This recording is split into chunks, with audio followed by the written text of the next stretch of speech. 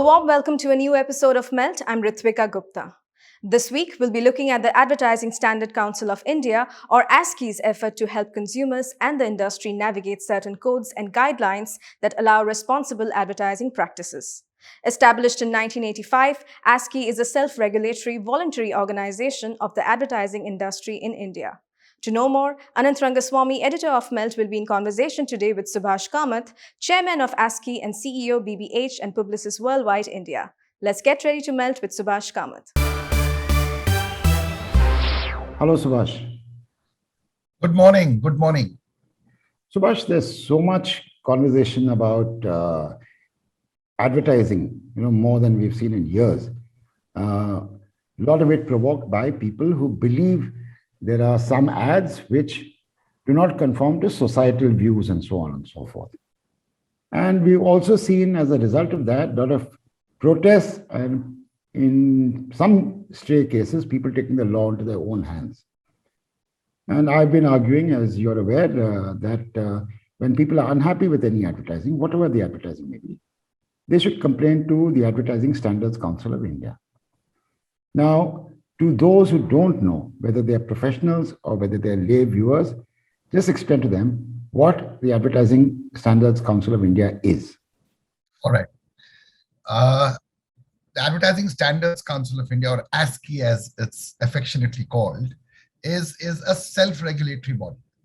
Yeah. And this is the most important part of the sentence, which is self-regulation, which means that the industry people have come together to form this body and establish certain codes or principles that we have pledged to follow, right? So that we don't cross those boundaries in our effort to be creative or in our effort to sell. This was established way back many years ago, and it's been in the country for a long time. And if you look at any of the established markets in the world, whether it's America, or whether it's Europe or Australia or Spain or anywhere else, you will find that all these markets follow very strong self-regulation principles, right? And the self-regulatory body basically says that as an industry, we ourselves pledge to make sure that our work in advertising is going to remain responsible, right? I've always said that, advertising has the power to persuade millions of people to buy a soap or any product, right? It's a very strong power in your hands. Creativity. So with great creative power comes great responsibility as well, right? We cannot cross certain boundaries in our effort to sell more products. And that's what self-regulation is all about. And that's what ASCI has stood for and established for many years in this country. So tell me, Subhash, who owns ASCI? Who runs ASCI? The industry owns ASCI. The industry people, when I say the industry, I'm talking about marketing companies, I'm talking about advertising agencies, media owners and platform owners, PR agencies, independent consultants, the entire ecosystem of marketing and communication are our members. So there are different categories of members, right? They all pay a fee to become a member of ASCI. And it's a non-profit organization, and therefore it is owned by the industry. Right. Now, let's get to the crux. If I, as a consumer, have a problem with an ad, and the ad could be television, could be print, it could be outdoor, it could be radio, it could be digital, it could be social. So tell me, if I have a problem, what do I do and what do you do? All right. So firstly, you need to put in your complaint about your ad to ASCI. Right? And there are multiple ways to do it. You can email it. You can go onto the ASCI online portal and lodge in your complaint. You can even WhatsApp it. There's a WhatsApp number there. You can even WhatsApp your complaint. And then the basic question that you need to ask is, oh, this is the ad that I find objectionable for this reason, right? Once we have, and I'm simplifying this for your audience, once we get in the complaint, right, from anybody, it could also be a company that complaints against a competitor, right? Saying they are falsifying or whatever, or misleading. So once that ad comes, we look at it in terms of which of the ASCI codes is it violating, right? The first step, therefore, is to write to the advertiser concerned, saying that this complaint has come in. Please respond with your point of view. because it has to be fair, right? The advertiser also has gone through certain thinking to put out an ad. The consumer has not liked it for whatever reason, or there's a complaint against it. It is very important to have both parties' argument coming in. So once the advertiser responds with saying that this is our thinking and this is why we've done this ad, we take both the complaint and the advertiser's response and take it to what we call an independent consumer complaints committee. Now, this consumer complaints committee is in a specific ratio comprised in every consumer complaints meeting of a minimum of 4:3 ratio of majority civic society people and industry people. And they are very senior people, very, very senior. They could be lawyers, they could be doctors, they could be technical specialists, etc., etc. This complaint and the advertiser response is then discussed with this committee. And then the committee comes out with a ruling, whether it is a valid complaint or it's not a valid complaint. And either way, the decision is then communicated, right? And if let's say the complaint is a valid complaint and it is being upheld, then that is also communicated to the advertiser saying that the committee has found your ad violating or contravening any of one of specific of these codes, and therefore you need to either change it or withdraw it or modify it. Right. Now tell me, if there's a ruling, is it binding on the advertiser to follow the ruling?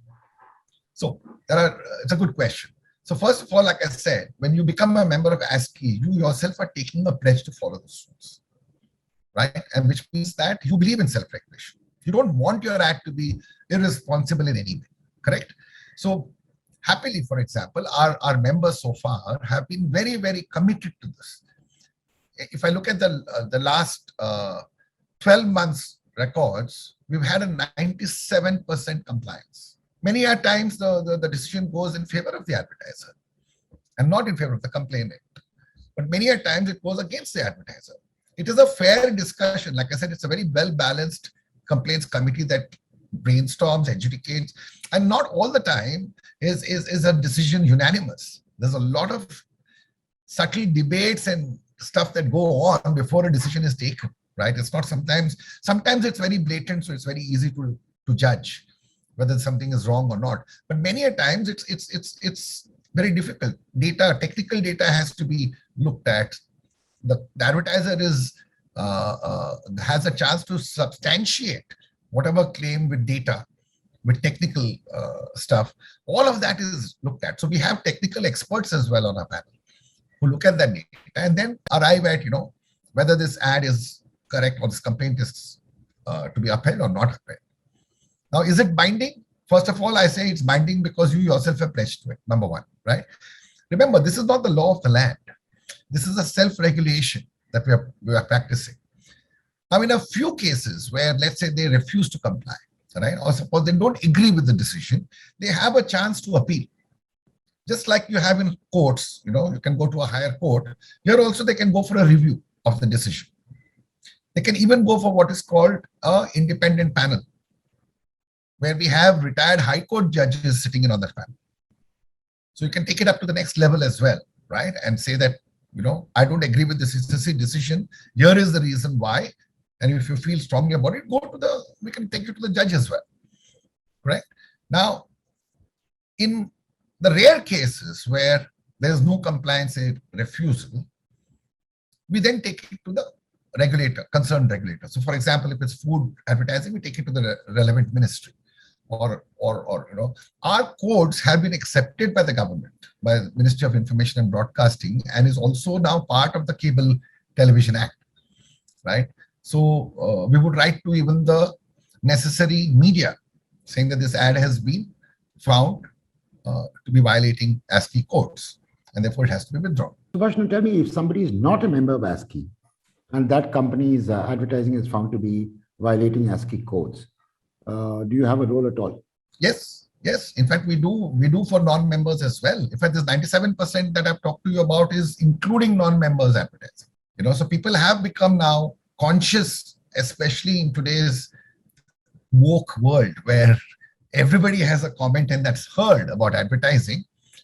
People are becoming more and more conscious of how their brand communicates and what their brand comes across as, right? So it's very, very important for people to be mindful of that. Subhash, one of the areas that ASCI does not touch is advertising by political parties. A, explain to me why that is so, and B, is there any effort to get political parties on board? Well, that's not part of a mandate. When ASCI was formed, it was very clearly for the industry, a self-regulation body from the industry. And like I said, all the members who have taken a pledge to follow certain codes of conduct, right, when it comes to advertising. Political parties don't fall into that. And we've stayed away from that for that very simple reason. It's not part of a mandate. Maybe in some countries, they may have been given the mandate to include political advertising. But in India, no, we don't do that for that very simple reason. That's not in our articles of association or our amendments as well. So we prefer to stay out. And like I said, it's got to be members who are paying ASCI a membership fee, right? And taking a pledge to follow these codes. Again, to make it easy for the lay viewer, I can complain to ASCI about any advertising by ASCI members or otherwise, yes, in any language in India. Is that correct? Yes, absolutely. Any language, any part of India, any medium, could be television, could be print, could be digital, could be outdoor, could be social, even packaging for that matter, which can be considered to be advertising in that sense, because there are claims on packaging can be brought to us very much. Right. So how often does your complaints committee sit? For example, if I see an ad which I believe is contravening the ASCI code today. Every week. We sit every week.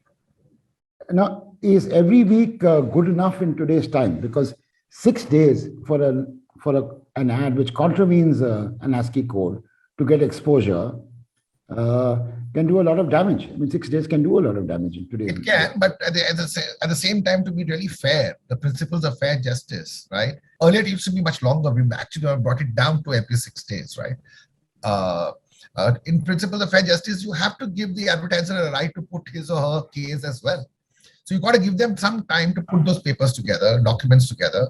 If somebody said this ad is misleading, it says 5x stronger, right? And I don't agree with this 5x stronger. The advertiser has a right to bring that substantiation to the table, correct? So you need a few days for that, right? But if, let's say, for example, the decision is taken quickly, now we are getting to even making sure how we communicate within 48 hours to the concerned client. If there is a review process that has been initiated by the client, like I said, that's their right. First of all, the ad has to be stopped if you want the review. It has to be stopped immediately. After that, you can go through your review process, and if the review goes in your favor, by all means, run the ad again. So now tell me, do you have to have a complaint, and a complainant can ASCI pick up an ad which, say, a member of the committee has seen or a member of the board has seen? Yes. We also do suo moto. We have a very, very strong panel now where we're scanning a lot of ads, suo moto as well. Like I said, in many cases, some of them are very blatant violations, right? So without even waiting for a complaint to come in, we write to them straight away. And happily, a lot of them have accepted, right? Saying that this is an absolute violation. So we do track, even on digital now, right? Almost 3,000 sites when digital advertising is done. We track that proactively, and we write to them proactively as well. Right. In some cases, there can also be an informal resolution without even it necessarily having to go. If it's a very small issue, for example, they can contact ASCI and we can informally resolve it for them. Like it is just a small, maybe a disclaimer is missing, for example. We can advise them immediately. Just put on the disclaimer and continue with the ad. Right. So tell me, what about advertorials? Because that's the hazy line, which is very difficult for consumers to figure out, but brands have a sense of responsibility over there. Absolutely. And that's where I think the whole principle of transparency and stating that this is an ad or this is a commercial or a partnership. If you see all the top media, you'll find when an advertorial, it says ADVT or advertorial, right? The difficulty happened actually in the social world, where the lines between content and advertising is blurring, correct? And with the growth of influencer marketing, for example, right? it was becoming very difficult for the followers of those influencers to figure out whether this is a paid partnership or is it an organic piece of content. Correct? So that's why we launched the influencer guidelines earlier this year. And happily, a lot of influencers have jumped at it, saying that this is actually a fantastic thing for us because our relationship with our followers is based on trust. And this transparency actually helps us rebuild that trust, right? So you'll see a lot of the top influencers today, and I'm not just talking about top level celebrities, I'm talking about internet influencers, are now clearly stating that this is a paid partnership for this particular message. After which, the consumer or the follower of that influencer can decide whether I like this or not like this, or buy it or not buy it, right? But at least that transparency has got to be there. It's the same principle for editorials in the media, right? Don't try and couch something as editorial, looking like the editorial team has put it as pure content, when actually it is a paid form. I think it's the duty of the advertiser as well as the medium concerned to make sure that it's flagged off. Right. Now, in the current context, to be very clear, ASCI has no role in societal nuances, right? Now, whether or not if a person objects to the lack of a bindi, now the lack of a bindi does not contravene any ASCI code. Oh, it doesn't. It doesn't. It doesn't, and that's why of the 4 codes, the code that you are possibly referring to in this particular case is offensiveness, right? It should not be offensive, right? And that's where a lot of maturity comes in judgment, right? That's why you need that combination of people at every CCC meeting to adjudicate and discuss, right? It cannot be left to only individual opinion. Right. And something that is offensive to society at large is a decision that has to be taken with a lot of maturity. It's not just because there are a bunch of people trolling on Twitter or on social media. And in today's day and age, there is a lot of intolerance, I would say, right, about silliest of things, right? But we are very, very careful that we don't fall into that trap. Our process of adjudicating is not dependent on the trolls and stuff like that. We look at it, the ad on its own merit, and then come out with a decision. So finally, I'm talking to Subhash Kamath of ASCI. Tell me, what is the help you would want from media owners across the country and publishers across the country? What is the help that ASCI would want? Just help us spread the message of ASCI to a larger bunch of people. We are a non-profit organization. Dependent on our memberships fees. That's the only way we work. And we're always strapped for budgets to promote ourselves, right? We do some amount on PR, we do a little bit on digital, etc. But any help to further the cause, and that's to the layperson, especially to industry, at least we are in touch, right? Through emails and stuff. But to the lay consumer, if they could just know that if you have a problem with any ad, or you find an ad objectionable, or you find an ad misleading, or anything like that, here is the email ID and here is the phone number that you can approach. These are the people to talk to. Right. That message is something I would love any help and support on, to take it to as many people as possible, because we are there for 2 reasons, and they're both connected reasons. One is to help guide our industry towards responsible advertising, and the second is to protect consumer interests. So if I can just take this message to as many people as possible, because we are on their side, right? You have a problem, don't get into any kind of violent reactions, write into us. Tell us what your complaint is. And then let an independent, mature bunch of people discuss it and take a decision on that. Okay, fantastic. Thank you so much, Subhash. And I know I'm very, very respectful and mindful of the role that ASCI plays. And I hope you become stronger and stronger. And I hope more people know that you exist. That is very important. Thank you. Thank you so much. Thank you for having me on your show. I hope this is useful for your viewers. And those were some helpful insights by Subhash Kamath about ASCI's efforts to promote responsible advertising. He is now presenting the Melt cheat sheet. ASCI invites complaints from consumers, brands, and organizations, which are then examined independently by the Consumer Complaints Council. ASCI also accepts complaints against regional advertising and claims on packaging. On social media, the line between content and advertising is blurring. It's now time to move on to this week's Creative Picks. Dove has released a campaign that banks on the familiar truth that kids are sort of embarrassed seeing their parents being dramatic on TikTok.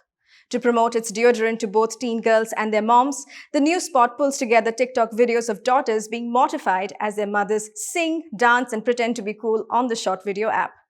At the end of each clip, it says, "You make your daughter sweat, so get her Dove antiperspirant deodorant for her delicate skin." What a hilarious way to plug the deo. The campaign cleverly draws the interest of not just teenagers, but also mothers making purchase decisions.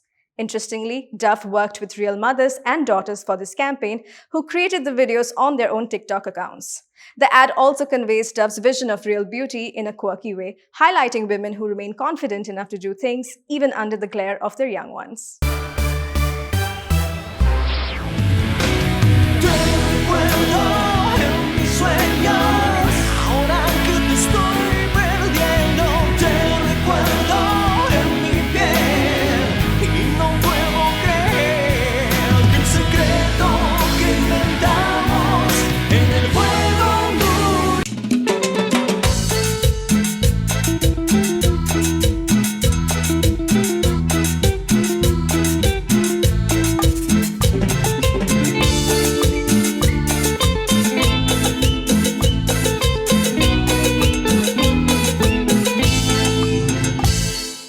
With that, it's a wrap on this episode of Melt. You can follow us on social media. Our handle is Ready to Melt, and stay updated with all that's happening in the world of advertising and marketing with our daily Melt update on our website, readytomelt.com. I shall see you next week, same time, same place. Goodbye.